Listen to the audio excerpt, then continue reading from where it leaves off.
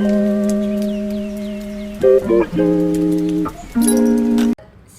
today we'll be reviewing the book, The Mary Shelley Club by Goldie Moldavsky. So, before starting into the book, let me say something about myself, right? So, I am an avid reader. Like, I love reading very much, and I love rambling much more, like rambling about the books I just read.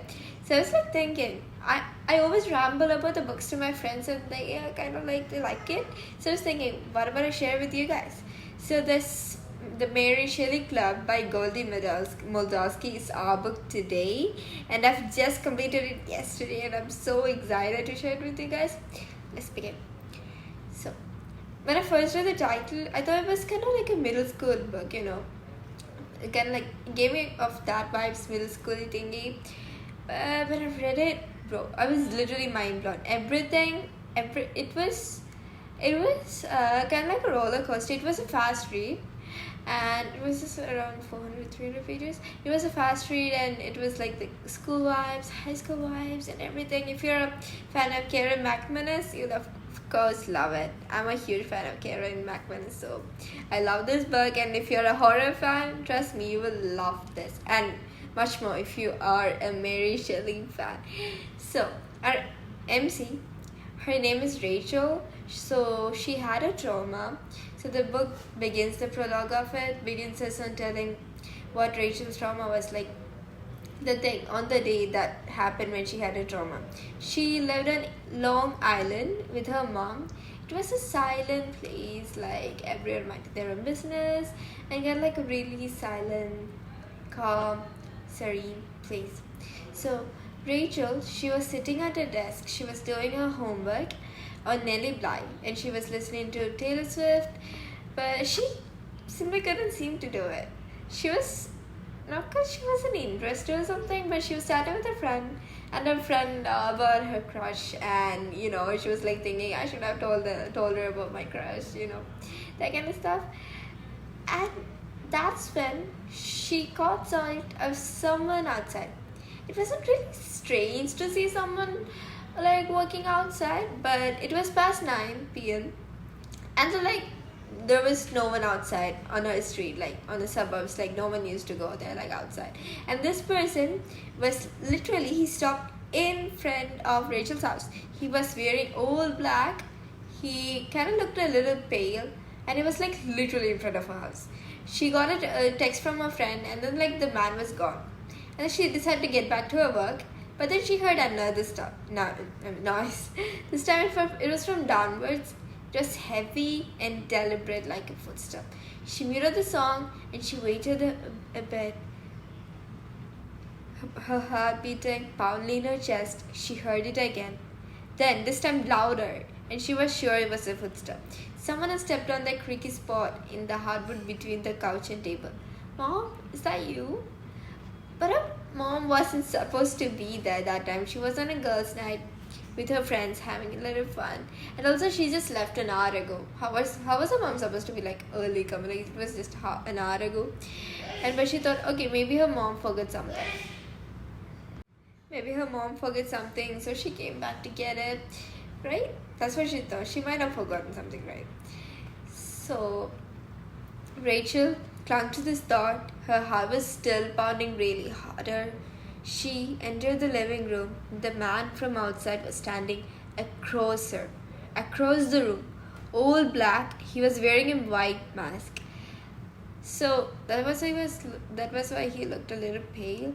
Then she saw the other guy by the TV, all black. They lunged toward Rachel. Rachel ran towards the kitchen and thought she could perhaps escape from the back door in the kitchen and look for Anna. She was in the kitchen, her fingertips an inch from the doorknob. But then his hands were over hers and she was gone. So, this was her trauma. I mean, yeah, we're not completely over it. So now, back to the present.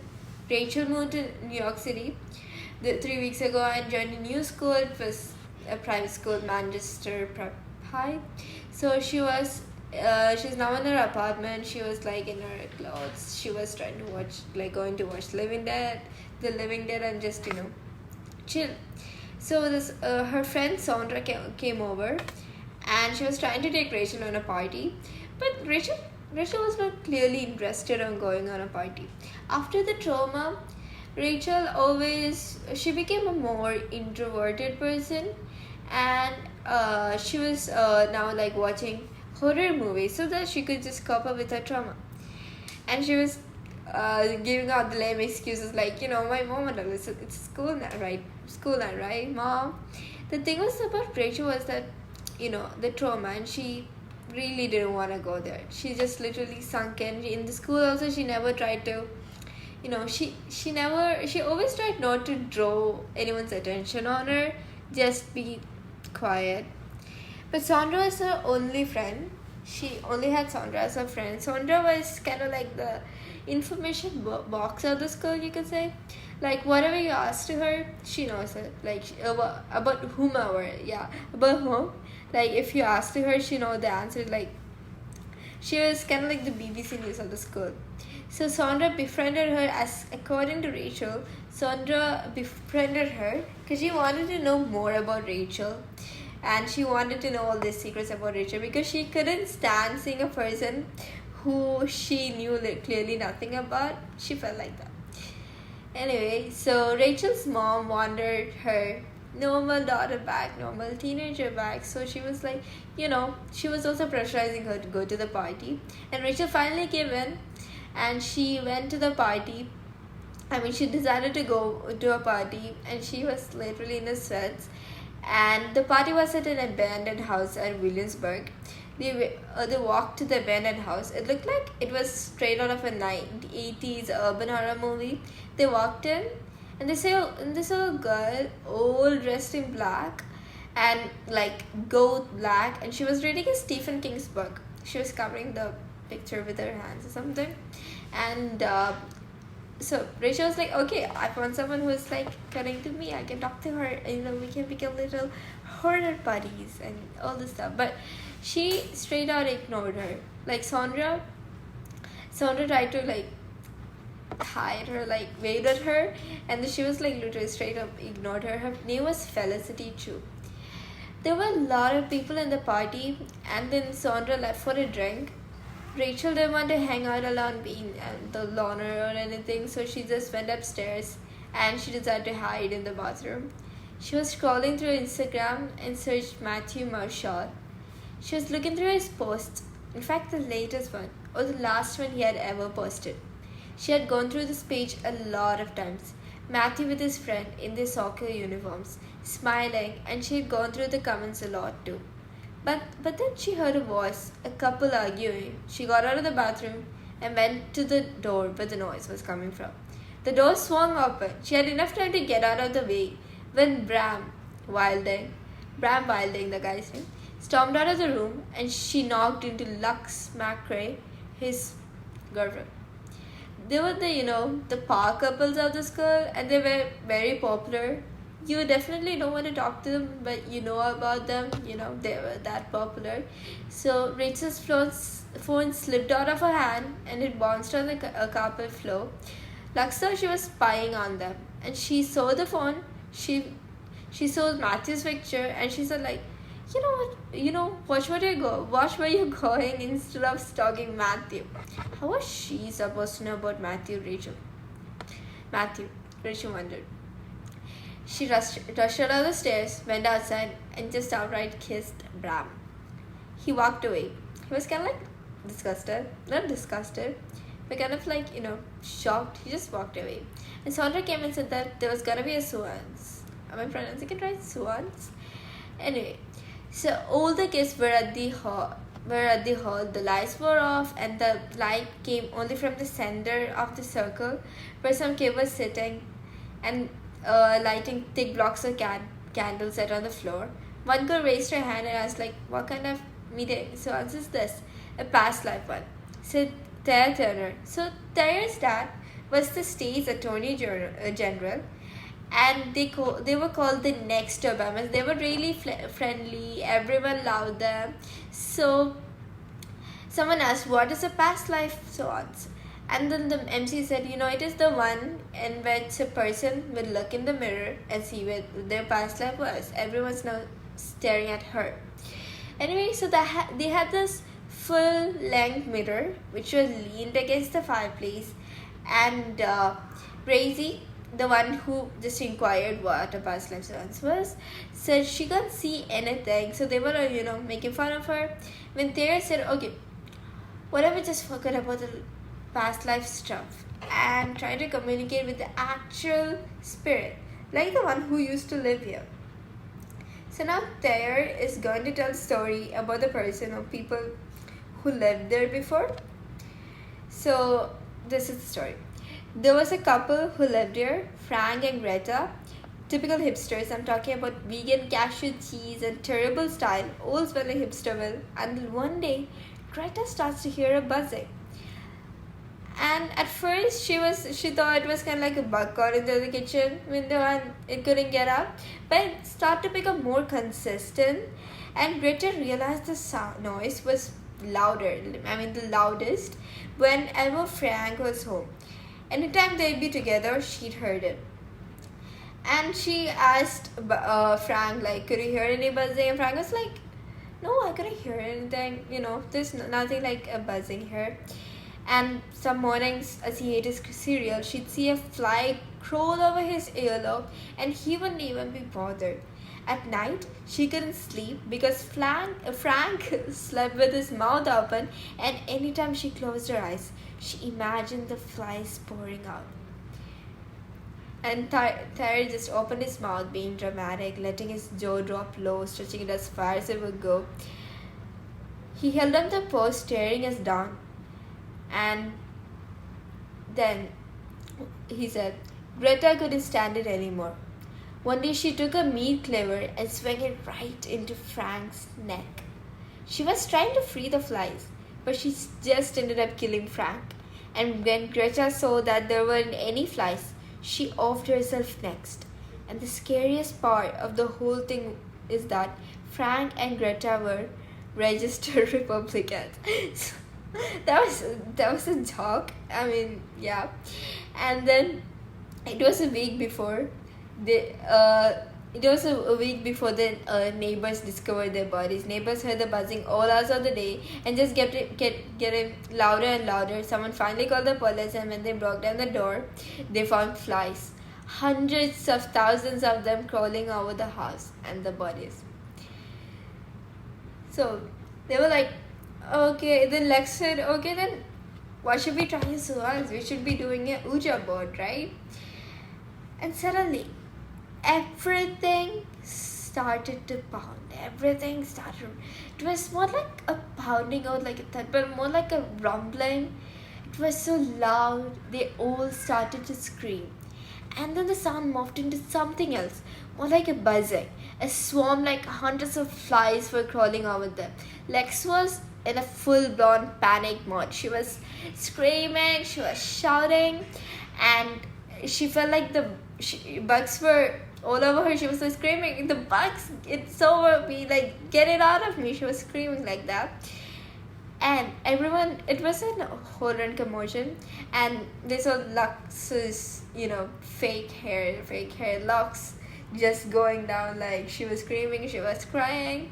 And Rachel, she spotted in the crowd a guy with glasses. He had a mini speaker and he just put it in his pocket. So, who is he? So this is Freddie. Rachel knew about him because, of course, Sandra was talking about him. So Freddie was also a scholarship kid.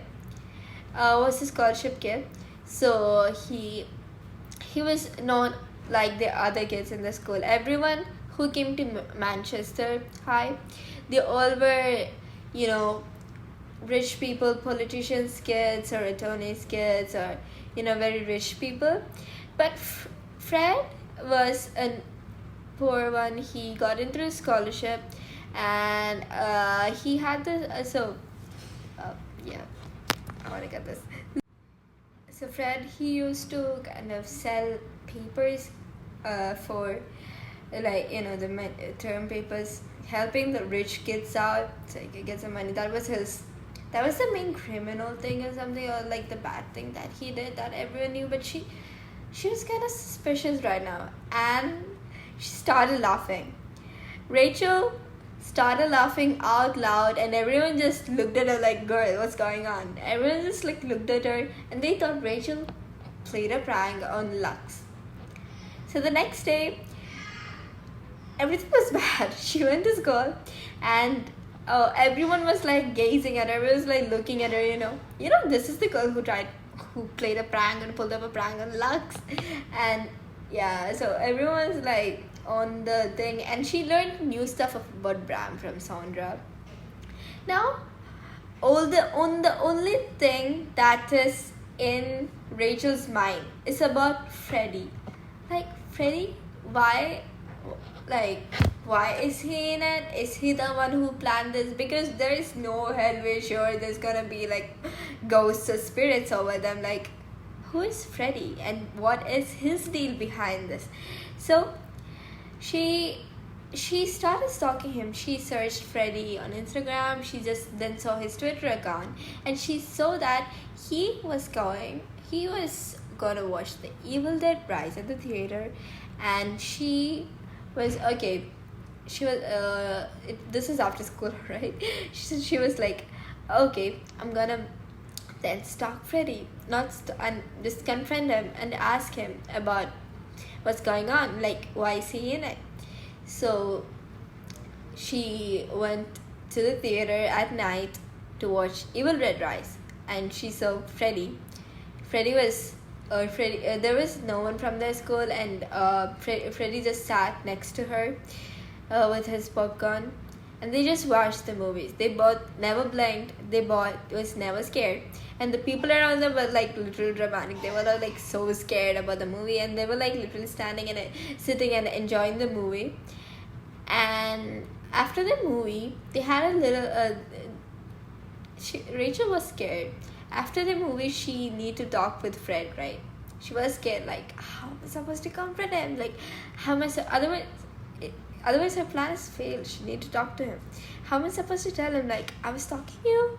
Like, what are you, like, So, after the movie, she and Freddy, like, started talking, and she was like, I saw you in the party. I saw you keeping, tucking your mini speaker in, hiding it. So were you the one behind the bee noise? And Freddy was like all shocked. He was all friendly earlier, but he was all shocked. It was like all the colors drained from his face, and he was like, no, why do you think like that? It was not me. He was like, I didn't have anything to do with the song. Someone else did. So she was like, oh, who? Greta. She was clearly upset that we disturbed her. So he said, oh, okay, hypothetically saying it was me. You're accusing me of setting up an elaborate prank to scare people. Why would I do something like that?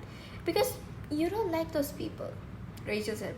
You don't like them because you're not like them. They're rich, you're poor. And also you like scary movies.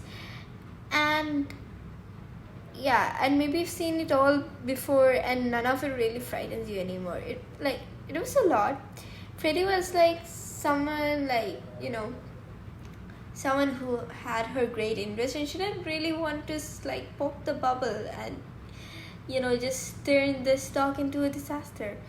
So he was like, you've been hanging around Sandra Claremont too much, and all those millionaires would allow their kids to get terrorized. So the thing, I forgot to say one important thing. So this day at the lunchtime at the cafeteria, Rachel was saying, so there has been some like pranksters pulling pranks on the Manchester High students. So this having really really cruel pranks, and yeah, so there has been a prankster on loose. So now that time, Rachel, she wanted to know like, who is this prankster? Would that be Freddy? Who is doing it? And so here, listen. Sondra said prankster as in singular. But here, Freddie, he was saying pranksters. So Rachel was like, you said pranksters. Plural. Everyone thinks that there is only one person. And then he was like, his smirk faltered. He was like, his color drained from his face. He's like, I'll see you around, Rachel. And he walked off. And she didn't follow him. And pranksters, a group of them. So she was like, okay, this is gonna be cult, or like, are they like bullies? Like, who is this group and who are the major players? She really wanted to know who was these pranksters, and is Freddie a part of it? Of course, he could be right. He should be right, because he was the one with the speaker. So she was in her women and literature class, and she shared the class with Thea Turner. So they was studying. They were in the class, and Thayer was not listening. He was drawing on his book, and he was sketching. And so the teacher caught on, like, yeah, Thayer was not listening. And here, our MC Rachel was too much focusing on Thayer. She was like looking at his book like that. So she was also like, the teacher caught on her, and everyone was like now looking at her when she asked her a question, and she couldn't answer them. She was just sitting there, and then the bell rang. And they just went out to the hallway, and then she went to Thayer and was like, I like your drawing. It was good. And Thayer was like, oh, thank you. It was Leatherface, right? I love Leatherface. We are dissing, guys, but who am I to judge? Here's it. And yeah, she's like, here's my favorite movie bad guy of all the time. So you are a horror fan. Yeah, I knew you were the one too. By the way, you told that story at Sans about Greta and Frank and the flies coming out of Frank's mouth. You're a good storyteller. Well, only full of compliments, then I should probably have you by around, And yeah, so she said, okay, come on, Thayer. I spoke to Freddie. And Freddie who? So Freddie Martinez, he told me about your group. And then Thayer stopped walking. It wasn't with humor or just like, for fun, but alarm. He was shocked. He was like, it was like, yeah, Freddie had the same expression. No, Thayer had the same expression. Like, Freddie had all the color drained out of his face. And it was like, Freddie would never tell. So she was like, okay, so there is a group. I knew it. And then they was like, shit, you weren't supposed to know about it. Like, is it just about playing tricks on anyone? No, keep your voice down. So do you have to be a horror fan to join the group? How do you join? So he was like, nobody gets into the club without an invitation. New girl. So it's more than just a group. It's an actual club. So he was like, do you take minutes? Is there a treasure? And she really wanted to know about the group because it's more like a horror group, and she wanted to be a part of it too. She was, I told she was so alone, she was introverted, she had no friends. And yeah, so she wanted to get in the group, and she was like now trying to dig out the secrets, like, what is this group? So later that day, she was in the 3-dimensional anatomy. She was like molding clays, but she just couldn't get rid of the thoughts about the group from her head. She was constantly thinking about the group, like, what is this group? Like, who are the members of the group? Who created this? And how can we be a part of this group? And so first Freddie had slipped up, and now Thayer had. So now she's so much thinking about the group, and she was like literally kneading with her clay, doing nothing. And then her art teacher was like, okay, I guess you might need more clay. Like, why are you just not doing anything? Do you need more clay? You can just go to the the storeroom and just get more clay. So she went there, and she was going to take the things, and then Lux was there, and Lux was like, why do you play the prank on me? I know it was you who did it, and what's all with Matthew Marshall, what's up with the dead guy? Like, why are you stalking over a dead guy? I know you were a strange person, but I didn't know you were gonna stalk over a dead guy. So Rachel was old. The trauma came full face on. She took her scissors. She took the scissors from there and she just went outright on Lux. Luckily, she didn't hit her. It just like fell from her hands and she stood there in shock. And she and Lux were taken into the vice principal's house. They called him Asshead. I don't know why, but they called him Asshead. So he was like, okay, what's going on? Why are you guys over here? And what's the thing? And then Lux was going awful boy. Like, she was like, oh no, this girl tried to murder me. And then the Asshead, the vice principal, he didn't believe it. He was like, murder you? Like, why? Murder you? There was nothing else murder. Our teacher also didn't say there was a murder.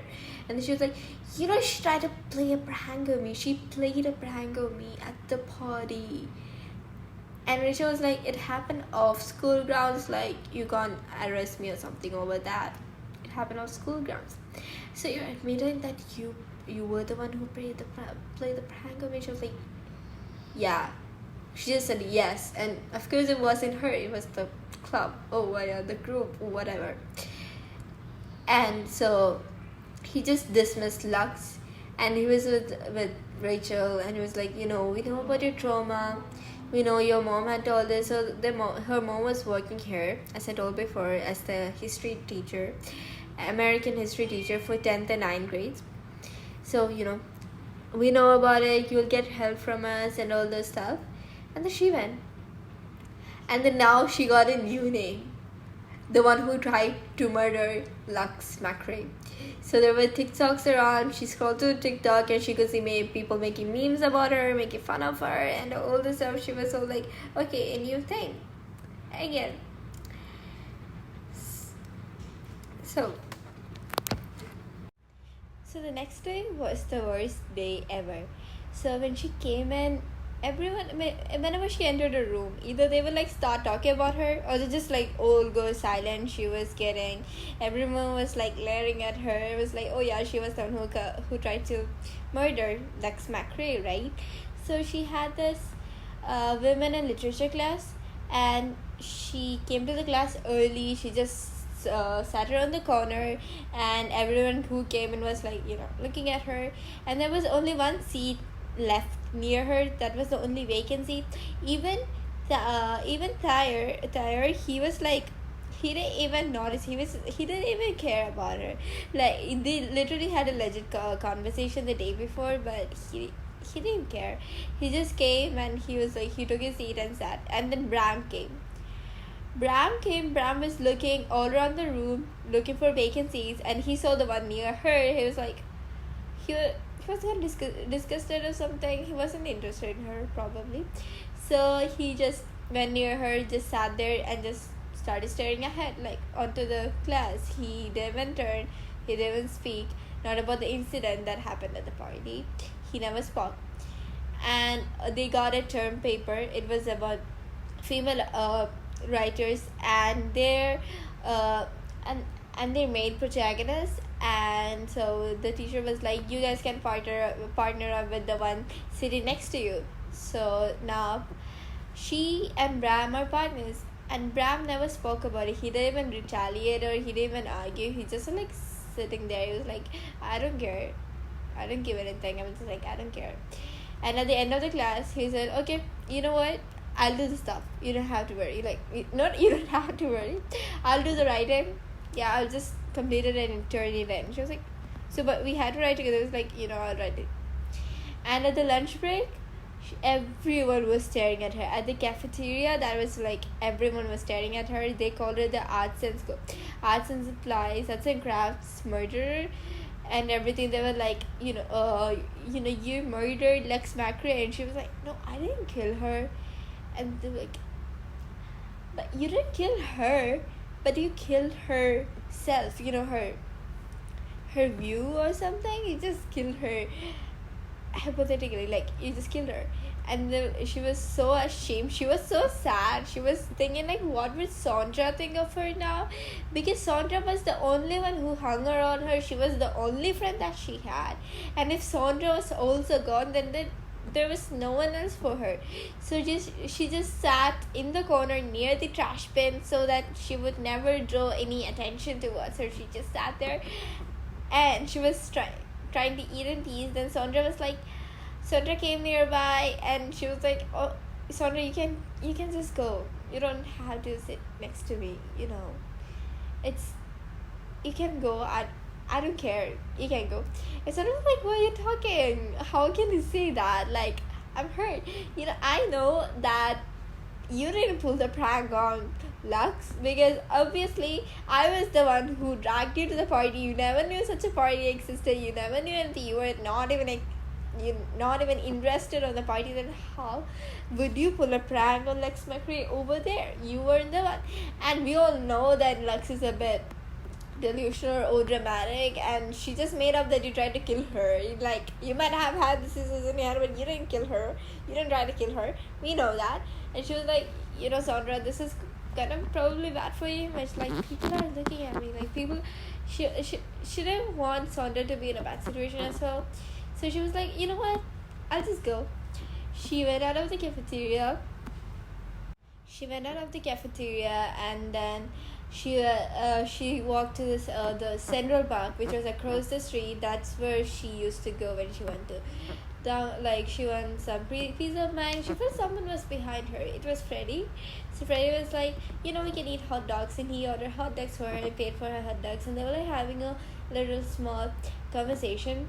And he was like, don't worry, I know you took the fall for the club, and yeah, people are eventually gonna forget about you, and yeah, there's gonna be a new thing is gonna come up, and that person will be the talk, and then you'll be forgotten. It just happens like that. That's how stuff went here. And then she was like, okay, is your mysterious club part of this new thing? I was like, probably. So she was like, can I get in? Well, so he was like, okay, I will think about it. Like, I will try to. And then at the end of the convo, he asked her number, and she was like, she gave her number. Then she got a text from this group saying, midnight at the corner of Camp Crystal Lake's killer and when Cillian Murphy finally wakes up from his coma. This was some reference to some of the movies like Jason Voorhees and 28 Days Later. So she then finally found out the area. It meant Voorhees Avenue, an avenue in Manhattan. So she was walking there, and then she thought like, oh my god, is this a mistake? Like, where am I? She had no idea. And then like there was a white van coming down the block. The area was completely deserted. It just gave her of her traumas. Like, it was just like Long Island, silent, deserted. So it was so there was a white van coming there. That was the only thing that she saw as a vehicle over there, and she was like, is this not right? And she tried to peer through the window, but it was opaque. She couldn't see in. She said hello, and the side door slammed open. Two figures jumped out so far that they were nothing more than a blur. And before she could scream, everything went black as if she had been knocked out. And then when she was awake, she was still breathing. Luckily, she thought she was dead.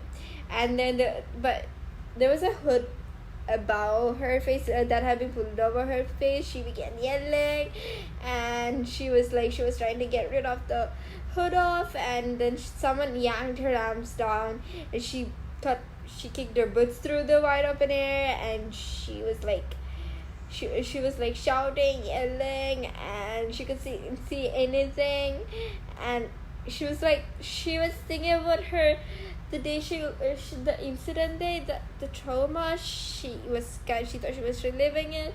Like, she felt as she was getting reminders of it. Like, she was as if she was pinned on the kitchen floor, like her arms pinned just like they were now, and she screamed, and then she heard a voice. It said It's okay.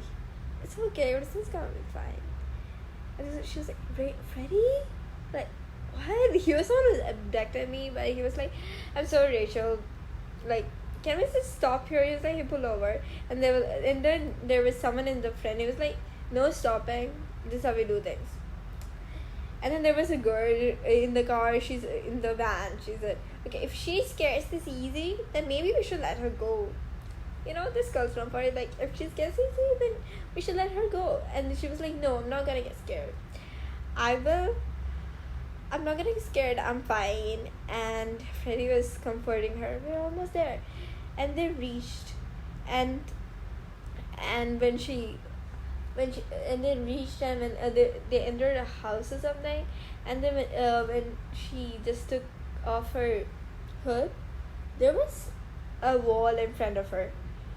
And it was a lumpy gray wall, and after a few more seconds, after a few more blinks, she saw that it was not actually lumps. It was like pieces of skeleton, skulls, ribs, and hands that were suspended in motion, and it was like looking like as if they were reaching out to her.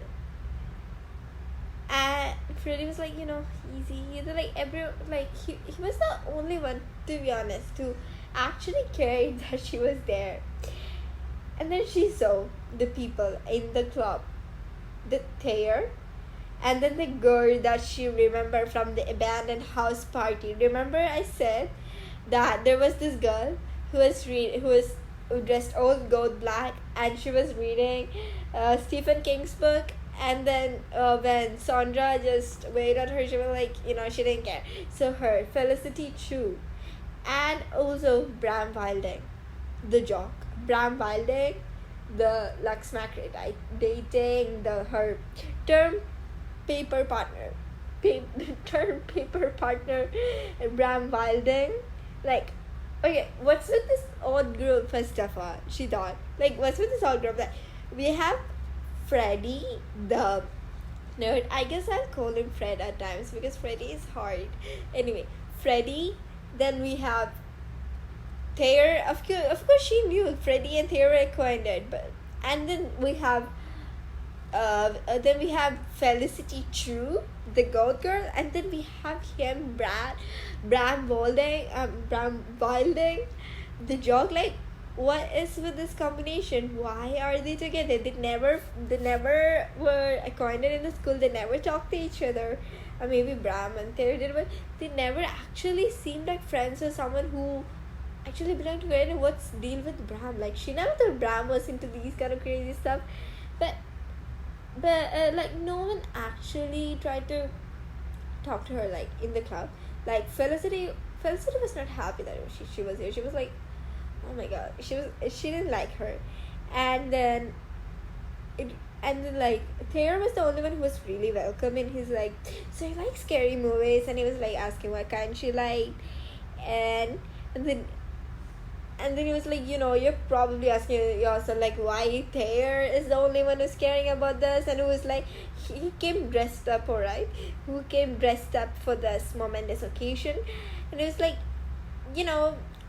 he tried to get everyone on dressing up, but no one's like, we really cared about it. No one cared about it. And then, we need to get ready for this initiation. And she was like, initiation ceremony? Like, what the hell? What is that? So they were like, have you heard of Mary Shelley? Mary Shelley? And the Felicity was like, she probably won't know about Mary Shelley. What do you think? You gotta be kidding the new girl. She was like, I know Mary Shelley. She wrote about Frankenstein. I know who Mary Shelley is, of course. Like, I'm not that dumb. And then she was like, okay, you know how she came with the story of Frankenstein? And then she was like, no. Like, why do I care? Like, how was I supposed to know? And then lThe was like, oh, but it's such a good story. I'll explain. And he was like, Mary Shelley and her boyfriend, Percy, they were like, he was like a full married person, by the way. And then they went to vacation in Italy and in Switzerland and blah blah blah. He was just telling the story, but he was not getting into the poem. And he was like telling how did Mary Shelley come with Frankenstein? And he was like, he was giving additional details on the story.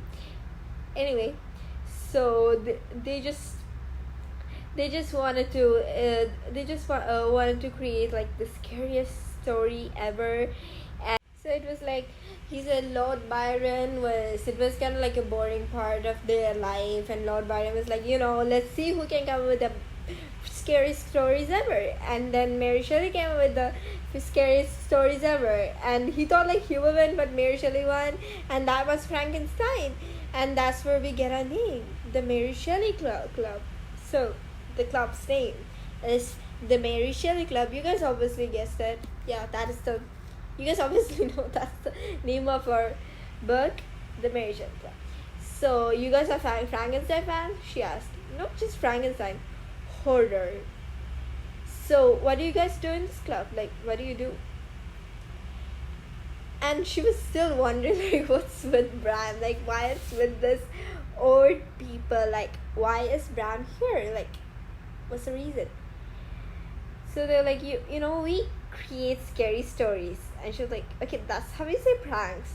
That's an interesting way to say pranks. And they were like, we don't say pranks anymore. Like, we can't say pranks. That's too middle schooly.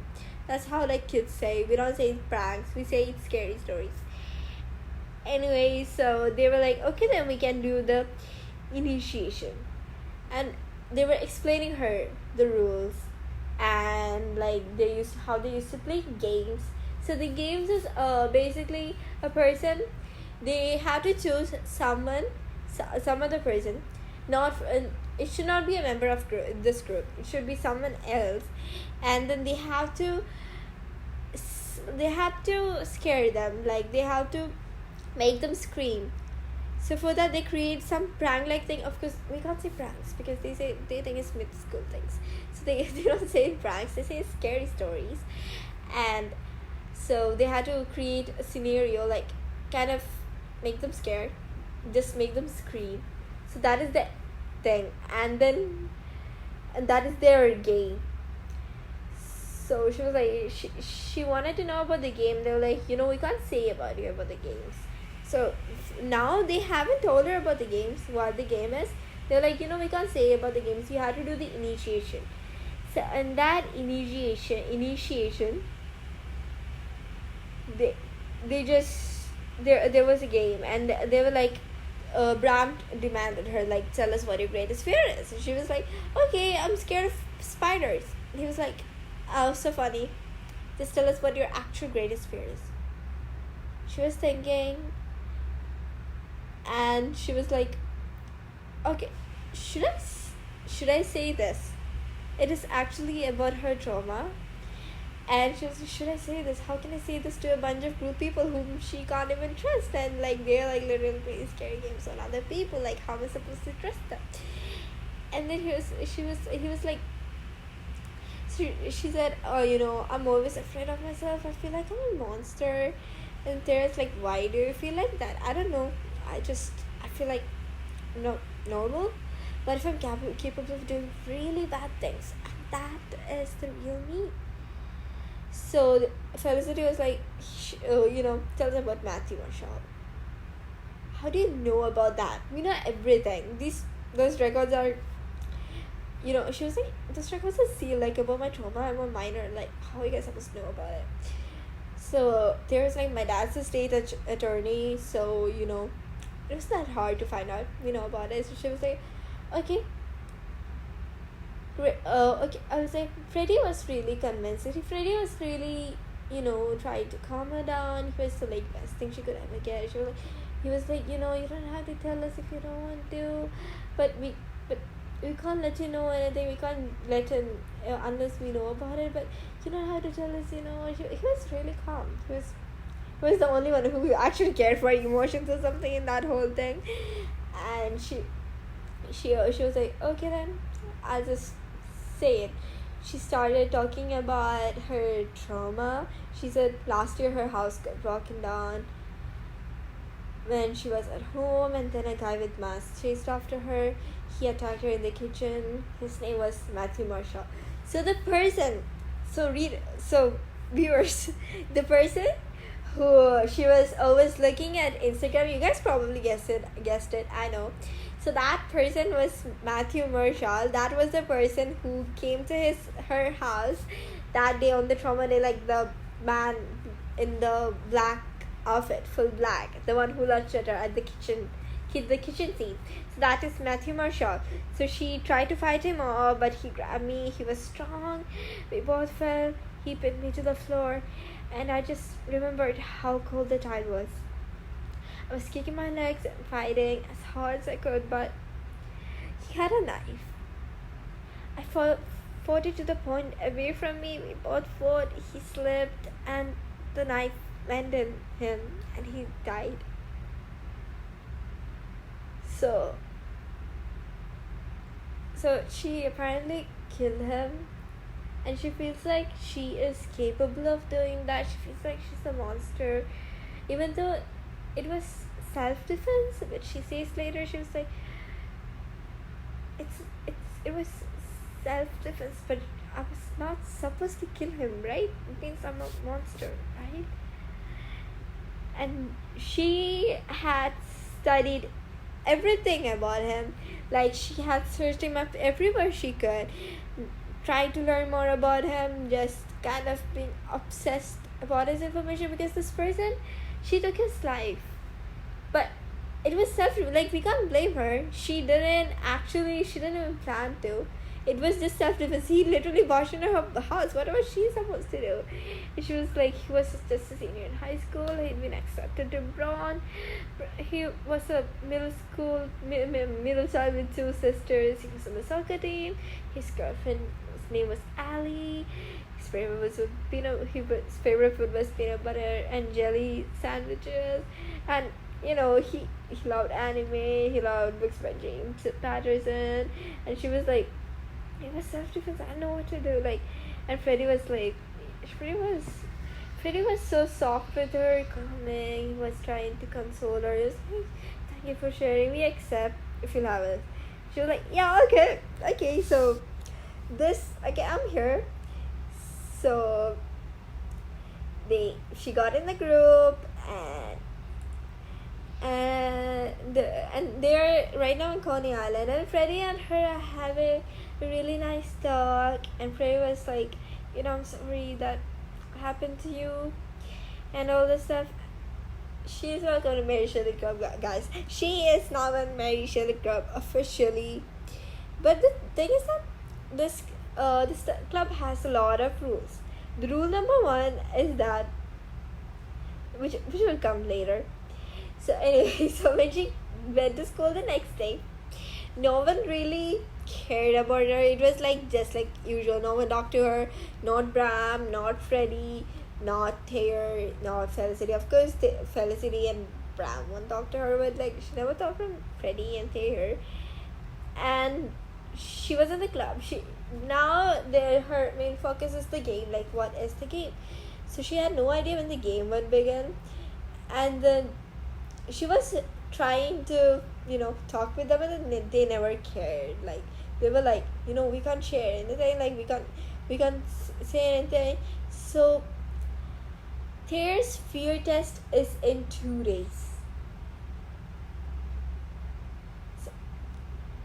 So she was like, what is this fear test? I was like, we'll talk about it later. So that day on lunchtime at cafeteria, she and Sandra was talking, and she was like, Bram seems kind of nice today, Rachel said. And Sandra was like, oh, Bram is such a sweetheart. Like, what do you mean? Like, he was so nice to me. Like, it happened on an lower school class trip to the Empire State Building. And then they were in 5th grade, and anyway, they went to the observation deck, and Sandra got really dizzy. And then when she thought she was gonna pass out or throw up, like, Bram was right near her. Bram took her hands and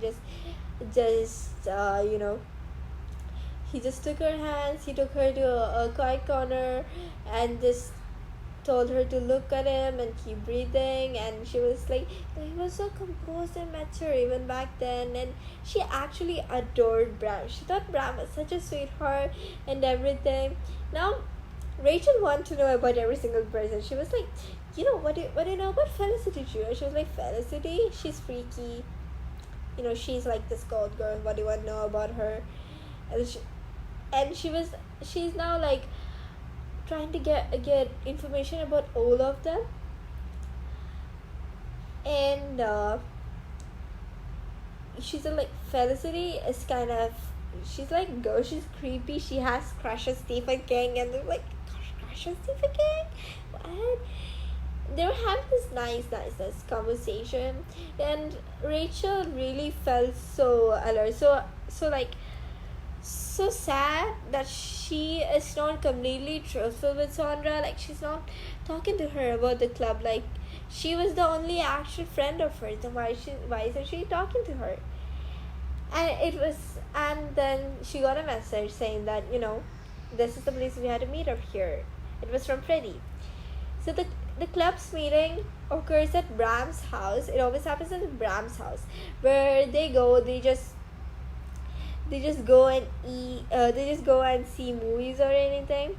So they see like scary movies. They talk about the games, the fear test, which we are gonna know what the fear test is, and all this stuff. So she was now at Bram's door. Bram opened the door. She got in, and then they just went to Bram's study. Bram's house was very big. It was so grand. He was rich, so of course it's gotta be grand. It had bending like staircases. Everything was so good. It was something she'd never seen in a city like New York City, and she'd only seen like crammed up houses, apartments, everything around. So they're now in the study, and they're like watching a movie. It's the New Girl's Pick. So she picked the movie and they watched it, and they were like critiquing over it. They were like, that's a good movie, that's not a good, blah blah. They were talking about it. And then there was like, they were talking about the fear test. So what is the fear test? I told you guys about the game. So that is basically the fear test. So each of them will come up with a horror scenario. It could be something original or a classical horror trope, and maybe something they saw in a movie, and then they bring it to life. So the thing is that they can choose a person. They can choose a person, and they can just kind of act it out. And they had to make the person scream. They had to make them scream. So that is the main point of it. So Terry is gonna have his fear test in 2 days, and so he has chosen a person already, and we'll be getting to the fear test sooner, not now. So then they were talking about the rules the Mary Shelley Club members have to follow. So first, it is a secret, and everyone gets one fear test that all the members must help execute, and you must pick your target before the test starts. That's your 8-ball. You may scare everyone else in the room, but if you don't sing your 8-ball, you fail the test. The game isn't over until everyone has their turn. The judging is left up to other players' discretion. A member of the club may never be a target. If you break any of these rules, your game is over. A fear test ends when your target screams. So that was the fear test. And when do we start? So 2 nights later, she stood in a dim alleyway in East Village facing a clown. So who is this clown? That is Freddie. So she was putting makeup on Freddie, like making him look like a clown. So this is for Thayer's fear test. So Thayer's fear test, there was a party at Trevor Drick's house that was going on about an hour, and then Trevor is Thayer's target. So why Trevor? So Trevor always makes fun of Thayer. So Thayer has some beef with Trevor. So he was like, you know what, I'll just Trevor right now. And he also know Trevor's biggest fear. So apparently clowns are Trevor's biggest fear. So they do their first fear test. Here, Freddie and MC, she's having some little nice, cute talk, cute conversation, and everything was going really good. And so basically, whenever this fear test occurs, the author writes it in a narrator's point of view. Then we'll get an entire viewpoint on what is going on rather than the main character's point of view. In the whenever the other old part, it's like the main character's point of view. So Trevor Dix answer the door, and he saw someone standing over there. It was Felicity Chu. And it's like, do I know you, Felicity? Like, who are you? And she was like, I'm Felicity. So like, do I know you, Felicity? She was like, we got to school together. I'm in 3 of your classes. And I let you cheat on physics last week. Like, what's wrong with me being at the party? And he was like, you're still not allowed. I I didn't invite you, did I? And like Bram came in behind him, like, oh yeah, buddy, just let her in. What's wrong? Like, just have fun. Trevor has crush on Lucia, so like Lucia was sitting there, like, let her in, be the man, and just open up to Lucia, and then the more the merrier, right? Just let her in. And then like Felicity just and then when Trevor was talking to Bram, like Felicity just got in, and then like Trevor was trying to hit on Lucia, and Lucia was trying to hit on Trevor, and they were like talking. And at that time, Trevor started hearing thoughts from above, and he saw a girl standing in the group with the the clown's red thing on the nose. Like, she was on the ground on the group with the people, and she was like, oh my god, who is that? Like, what is this? It kind of feels like clowns. Like, he followed her,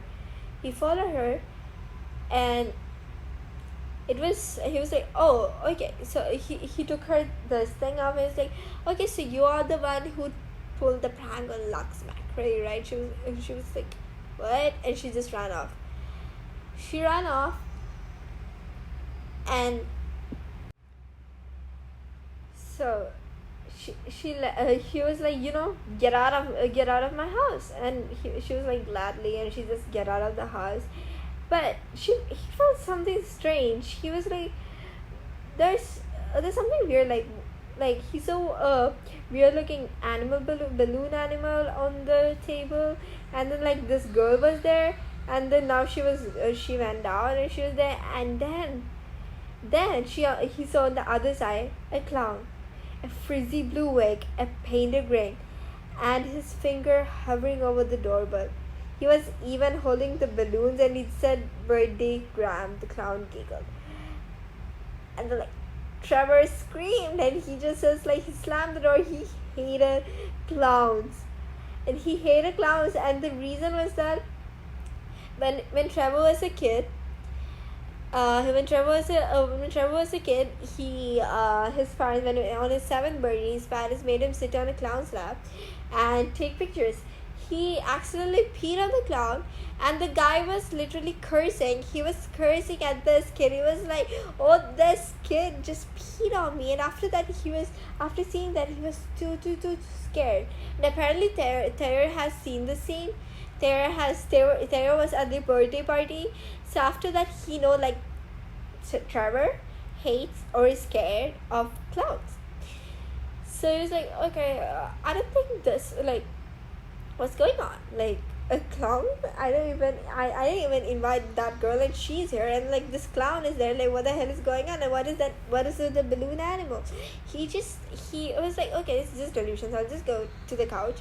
He went to the couch, and he just sat there. So and he was like, I'm hearing something to Bram, and Bram's like, oh, what's going on? Like, hear what? It's like something. It's coming from upstairs. And I told people the second floor was off limits. Like, why are they there? So Brown was like, you stay. I'll go and check. Be the man. Talk with Lucia. Talk with her. I know you're into her. Anyway, he went upstairs, and Trevor got a message from Bram. So like, something's weird up here. And Trevor went upstairs to see Bram, and and he was like in his room. He saw like the room, like he got another message. It's saying like Bram can help you, and I was like, he was like, oh my god, what the hell, where is Bram? And some music was playing. It was the clown music, the music that was played on his birthday, on his 7th birthday. The clown music. He got so scared. He walked towards his room, and under his bed, Bram was laying pools of blood. Bram was laying face down, pool of blood, and there were like footprints, red blood, sticky footprints on the floor, and then another text from Bram: "Happy birthday, happy birthday, happy birthday." And then I giggle, and then like Trevor, it was like maniacal, clowny, disgusting giggle. And then the closet door banged open, and out lurched a clown swinging a knife. He let out a cackle, and this time there was no delayed response. And then like Trevor ran like he was on the field. He just like ran so fast, ran and round downstairs, nearly tripping over his feet. The crowd parted, and then someone cut the music. Trevor stood in silence, his chest heaving for air. They were all staring at him. Some of them even took out their phones to film him. When he looked down, he could see why. There was a wet stain down the front of his pants. Apparently he peed.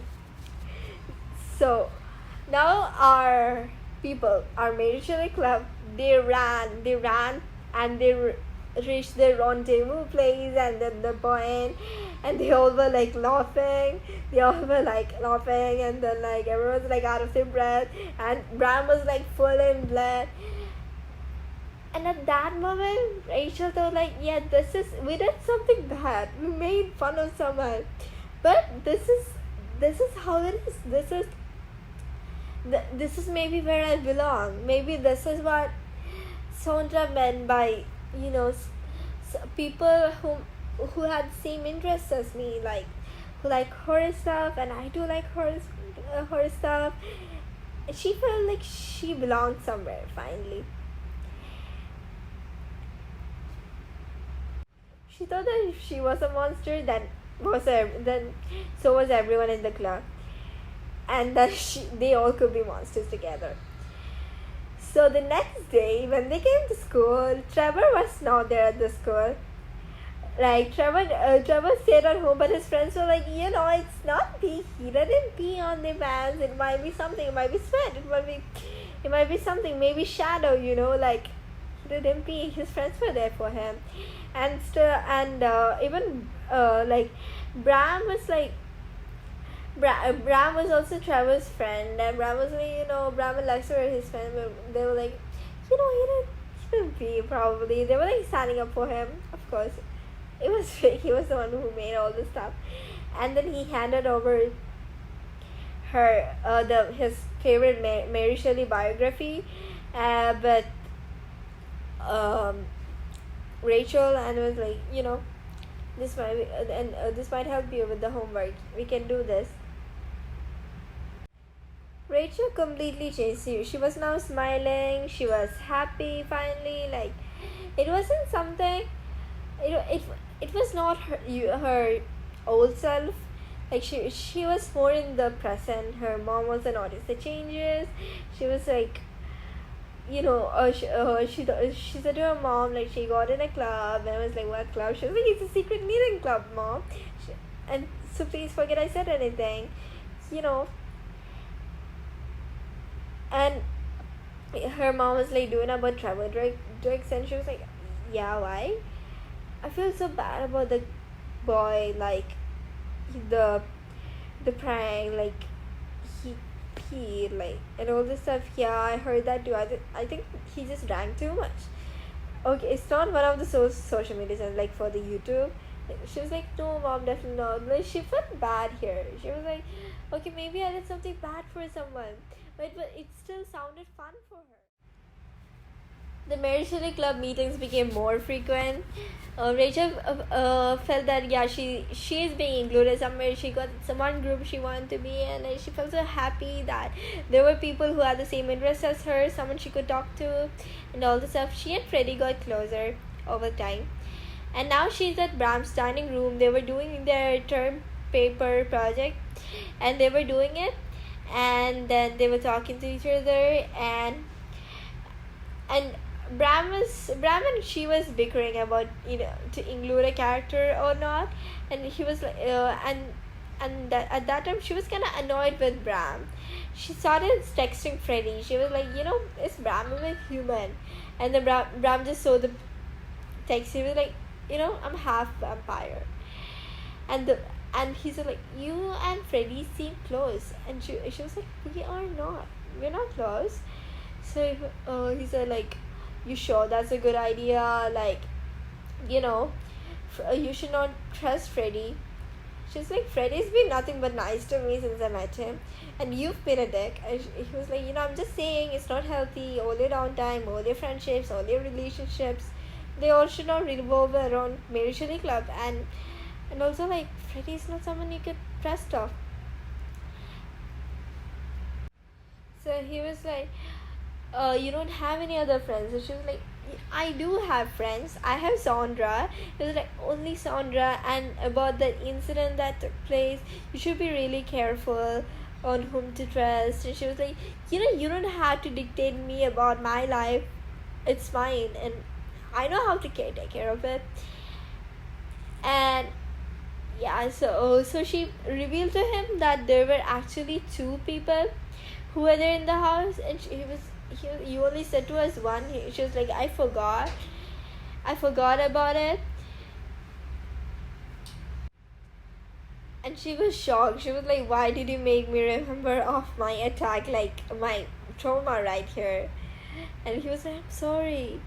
And I didn't mean anything by that. She was like, you meant to make me feel weak.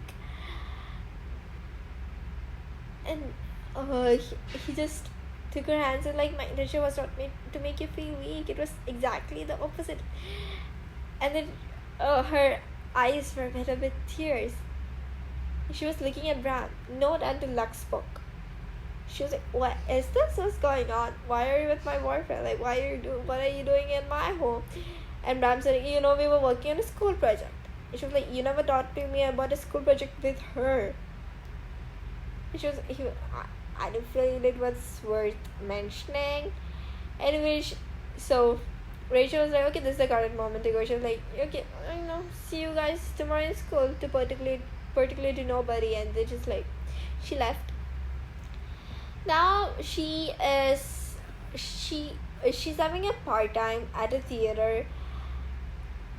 She was at the ticket line, and it was due to Thayer. She got this job, and Thayer and her worked there. And afterward, they used to talk to each other and everything. The next day, Felicity called her. They drove through the park, and actually this is for Felicity's second fear test. They were going to the meatpacking district, and Felicity was like, we can be buddies, we can be friends if you want to. And they started talking with each other, but she was like, she couldn't care. They reached the place, and there were smell of like thawing flesh. It was busy with men in rubber boots climbing from the backs of the open trucks to enter the warehouses. And there were like just a chain. There were on this one side, there were like a chain link fence, and they were grunting, shouting, and there were trucks, lots of trucks. And Felicity seemed to see none of it. She started through the loading zone like it was her own living room. And then she was like, I'm looking for Roger. And then, who are you? Just tell Roger that Dolores Claiborne is waiting for him, please. Dolores Claiborne? Rachel asked, yeah, one of Stephen's seminal works. And she was like, so what kind of supplies are we picking from here? Why are we here at a meat shop? Like, why are we here? So then came the person. It was like, Dolores, yeah, you got it. And he gave her a big hook, the kind you could stick into a pig and you can use it to drag it across the ground, and it looked like the same. Rachel says it looked like the same hook the fisherman in I Know What You Did Last Summer used to kill all those 90s heartthrobs. And this one had a neon orange rubber grip, and Felicity was like, I don't want a neon orange rubber grip, like orange rubber grip, and I don't want that. I need to look it like rusty, like scary, like menacing. I want someone to see it and feel like they're gonna pee their pants, like that. And he was like, okay, then it's gonna cost you extra. She was like, okay, never mind, I'll get it. And he just gave her the creepy looking hook. And this is for her second fear. This is for her fear test. She took the hook. Her fear test was against her ex-boyfriend Sim Smith. So this guy, he is now a junior. He was a sophomore when he was dating her, and he just dumped her. He wears all kind of gold chains around his neck, and he has his stepdad has an old car warehouse or something, and at that place it is kind of like a hookup place. So he takes his girls over there and he hook up there, and he lets others use their cars only if they do his homework for a week or something. He was really a bad guy. He wears like this big chains to look different so that everyone would get attracted to him. Kind of like a bad guy, but he's not that rich when you compare how rich the other students are in the school. But it's pretty good. And he loved his stepdad because his stepdad gave him this car warehouse for him to have. This is known as the Sims little place where every other people come with their girlfriends and do the stuff. So here Sim was with the girl. Sim was with his new girlfriend Jennifer, and she was like, can we go? And then she said, tugging him toward a cherry red Jaguar, let's get in this one. And Sim pretended to consider it. He was like, okay, so like I just got this car for his babe. And they was like, this is Jaguar. Like she was a car freak or something.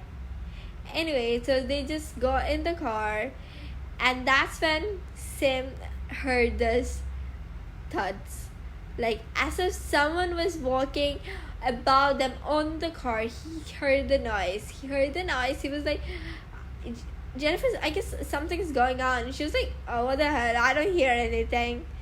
Like, what sound is going on? And she just put the music on. It was like, something is going on. Let me check. She was like, oh my god, what's wrong with you? Where are you going? To sit here. Like, where are you going? He was like, let me check.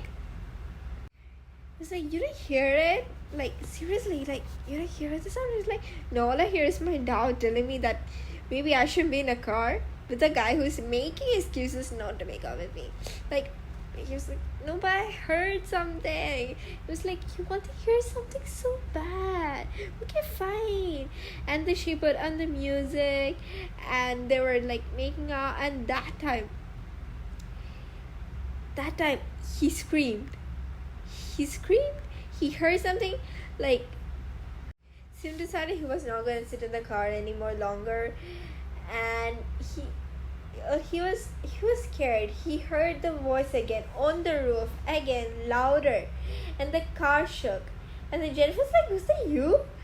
No, quiet, I think there's someone out there, Sam whispered.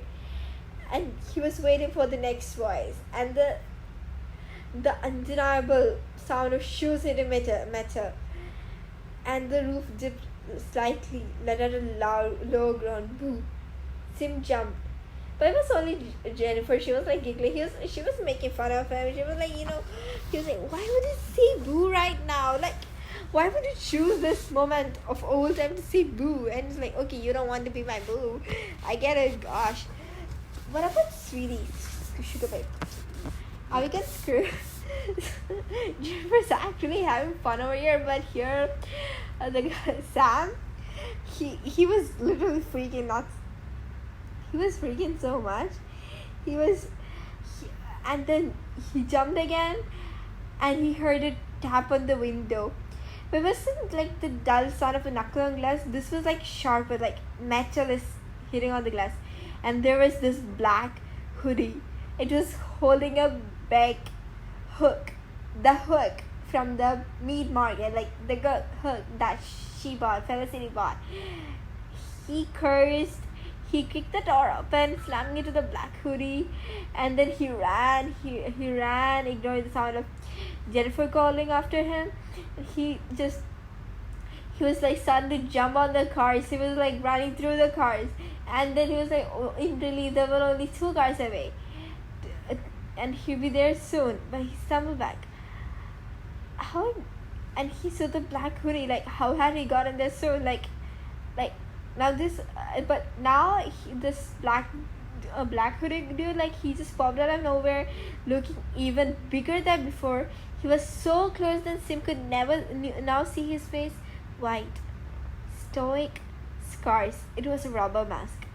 So the black hoodie pushed him hard, and he pinballed between 2 cars on his way to the concrete. And the black hoodie was leaning over him, raising a knife in the air when Sim kicked out. So he just kicked the black hoodie guy on his ribs, and he could feel that his ribs crunch. The black hoodie let out a grunt and doubled over, and this was Sim's only chance. He ran out the gate and didn't look back. The next evening, they regrouped at Bram's house, and after Thayer and Rachel was done of the meeting, and they were like having fun. They were like, yay, okay, we finally got back on Sam Smith. And Felicity was like, they were like, Felicity chose a movie, Urban Legend and Cruel Intentions, and then they were like talking about it. They were seeing the movie, and they were saying, Felicity, you didn't do your test very well. Like, that was in the person didn't even scream. Like, he didn't even scream. Like, she was like, how dare you say that I did my test well? This is how we're supposed to do the test well. They were like, he didn't scream, but his girlfriend screamed, but not because of his test at all, just because of the music. And you didn't win the test, and Felicity was so mad. She was and then Rachel was like, when there are other people in the fear test, shouldn't their reactions also count for our score? And the Felicity is actually having a beef over her. She really seemed to hate Rachel. Like, you guys are gonna take the new girls talk on this stuff now. We were around here before you were there before, and you are a new person, and blah blah. And then she's like, you never belonged in this group. We were forced to let you in. You were a threat to our ecosystem. You were getting too close to finding out about us. Nobody actually wanted you in this club. And then Fred was like, that's not true. We are always on the lookout for new recruits. You fit the bill, 5%. And Felicity was like, the rules are really big than any of us. You can just change them. And then she just walked away. And there was Felicity can be a little bit dramatic. She's upset because her test sucked, and her test always, they usually do good, Just don't be sad. Like, Terry was comforting her. Rachel felt really bad. Rachel thought she belonged here, but then everyone's backs was against her. They were like, they didn't even care she was there. She felt really bad. The next day, the Sim and Jennifer's hook up from hell. That was the whole story of the score. Like everyone thought that the infamous Manchester prankster had got him, and then Jennifer was like, like Sim was literally acting. I don't know what the hell was wrong with him. Like he just didn't want to make out with me. Like that's why he just walked out. Like the hell was wrong with him? And Sim was here, and Sim was like saying like, the prankster got me. Like the guy, he got me, and he said like he saw a guy in a black hoodie, then he was disappeared, and the whole thing about it. Then he runs but is stopped by a hooded man again, and then this time he has a knife, and then there was no hook. First he saw the hook, there was no hook, and the Sim beats him up. That's unlikely. And then and the guy, he just fall over. Like the hell, how is this supposed to happen? And Sandra was also talking about it with her. They were like literally gossips around it, and the Sim became so mad. Sim was like, I'm telling the truth, I was attacked, the guy almost killed me. And yeah, and then Felicity started throwing napkins on him. She was like, cry me a river, and she just started throwing napkins on him. And Jennifer joined Felicity, and the tissues flew like feathers from the pillow. Everyone was smoking Sim, and then they were making fun of Sim, and he was like, this is ridiculous, I did nothing wrong. But something felt weird, like the mask. No one had ever thought of wearing the mask. Like Felicity didn't say anyone to wear a mask. And who's the guy in the mask? Like none of them had worn a mask when going there. So then she thought like maybe some misunderstood. Like there was no one with the mask, but she was still talking about the mask. What is the mask? Like no one wore a mask, right? She had a nightmare about her dream. She buried her face in her hands. She thought about the night in so long. She after she joined the club, she was seeing some improvement in herself, but now everything's going downhill. Like she had her nightmares again. But she messaged Freddie. It was around 2 a.m. in the morning. She went into his house, and she just sat there in his room and talked to him about her nightmare. And then they just saw the movie, he had a projector in his house. I forgot to say this to you guys, he's a member of the film club. So yeah, so he had a projector, and they watched an old movie from it, and Freddie was comforting her, and they had a really nice time over there. So that's for today, and I'll see you guys with the next half of the story in the next video on the second part, and that's where the most important part happens, and I hope you guys will stick together for that. And that's it for today. Bye. Have a nice day.